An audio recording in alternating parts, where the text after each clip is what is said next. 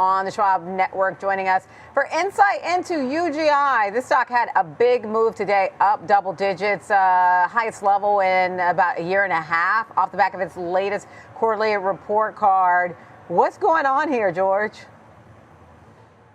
Well, this is an interesting story, Diane. UGI Corp is basically a gas and electric utility company, but you may know them as AmeriGas, which is basically a propane company that you probably see in your barbecue. At least one of their two mainstay competitors is Blue Rhino. But at the same time, looking at this company, it was founded back in 1882, so it's a very old company, and they've been paying dividends for about 140 years. So these are just some facts. It's also based out of Pennsylvania, to which they actually have not just their propane business, but they have a midstream marketing business, international liquid fuel business.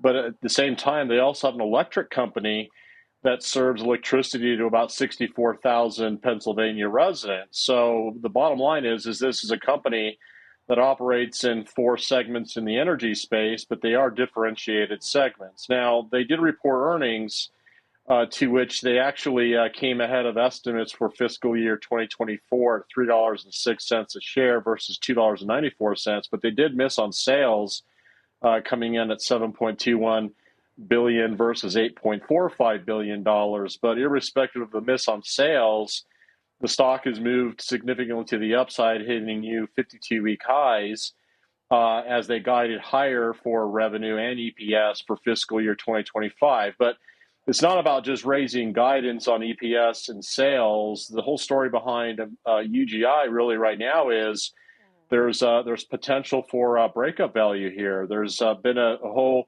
group of hedge funds which have accumulated shares of this particular stock, and essentially what shareholders are looking for now is potentially breaking this portfolio mix of great companies, which can create a catalyst. And I think it makes sense considering perhaps that this company, even as an electric utility, which it is a small one, really hasn't participated with the rest of the electric utilities, which we know has been a really interesting and very popular and accretive sector in the past year. Yeah, I was wondering if some of the gains weren't just also idiosyncratic to UGI, but just the overall gains that we've seen in the market and in utilities as well.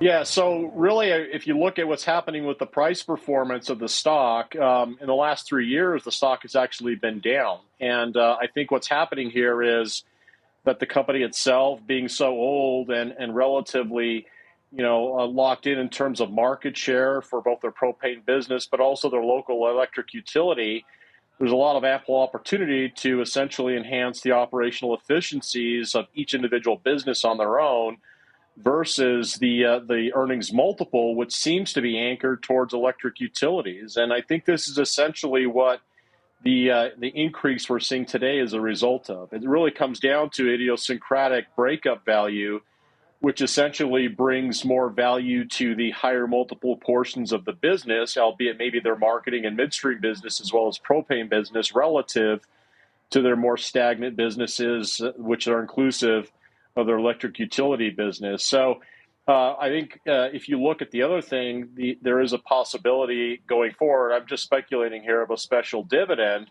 which also might be included in what we're seeing in terms of price performance today.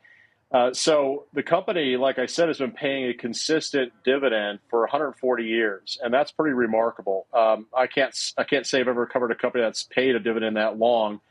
But at the end of the day, I think this move we're seeing is really idiosyncratic to potentially a breakup. Now, the new CEO who was recently put in place has a history of doing spinoffs of businesses. So that again might be tied into why some of the hedge funds or institutions have taken stakes in UGI.